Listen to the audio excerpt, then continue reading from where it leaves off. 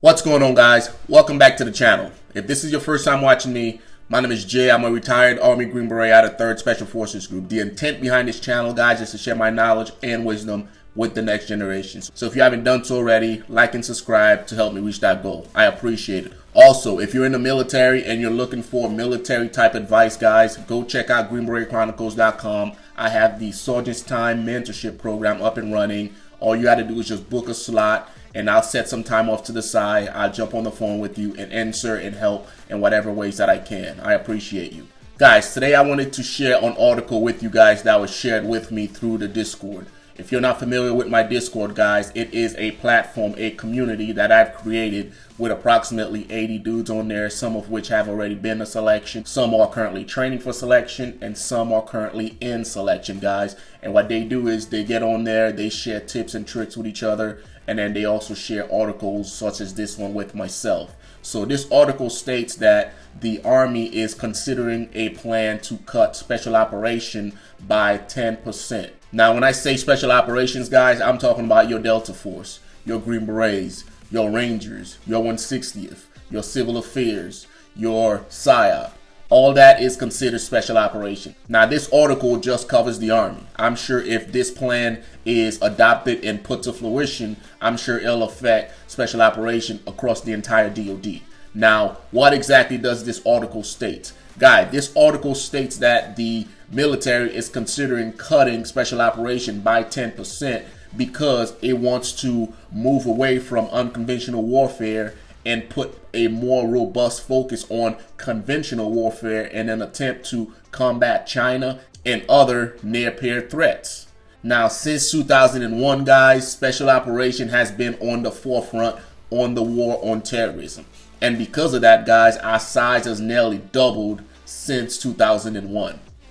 And the powers that be sees that as an issue because the near-peer threats that we're facing, they're going to be focused mainly on artillery and cyber defense. And in an attempt to reshift the dynamics, they think that cutting soft as a whole will put the focus back on conventional warfare. They think it's going to be more of a conventional battle and not so much a unconventional fight. Meaning they think it's going to be more, infantry's on the ground, more air defense, more cyber warfare, as opposed to unconventional warfare, conducting nighttime raids and going behind enemy lines and conducting sabotage operations. Now, this is what they think. And as a result, they're pushing to pass this bill that's going to allow them to cut 10% of special operations.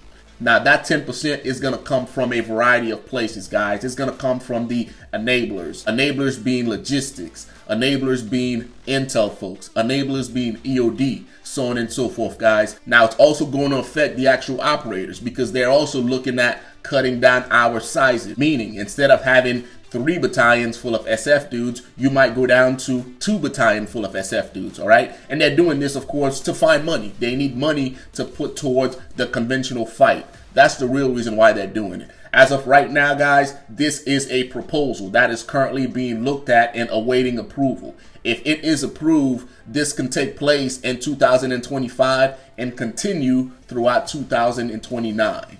What are my thoughts on this, guys? What do I think is going to end up happening, and how do I think it's going to affect the actual force or the future fight that we might have at our hands? Now, when it comes to special operation, guys, we need to understand that these men like me and my brothers to my left and to my right, like we have a special set of skills, if you may say, right? We are a different breed. We are the type of man that will always be needed on the battlefield. Whether you think so or not, they need us. There's never been a war in our history that hasn't involved some type of special operation soldiers. And it's a shame that just when we ended 20 plus years of fighting in Afghanistan, they no longer see a need for men like myself and my brothers, right? Now I understand there's going to be some of us around, but if you are cutting us by 10%, that's going to affect the force dramatically. And when the Middle East or when Africa jumps back up, now you're going to try to fix the problem by recruiting heavy, thus letting in the wrong caliber of individuals. If you already have the individuals in your ranks, then you need to maintain them. We already have a recruiting problem. and now you're talking about cutting away from numbers that we barely can maintain. That's not going to work. Instead of getting rid of dudes, you need to try to retain the one that you have, groom them and maintain them in case a fight like the one we had around 2001 comes back around. Because as a military, we're all over the place. We're still in Africa. We're still in the Middle East doing work. You will always need special operations soldiers. I think it's a bad idea, guys. I think we should try to nurture and maintain the men that we currently have and make sure they are prepared for the next conflict whenever that comes up. All right. I appreciate you guys watching. Eager to hear what you guys think of this article, what you guys think it's actually going to happen. If you're currently in the force, if you heard about this already, please let me know in the comment section below, guys. Until next time, take care of yourself.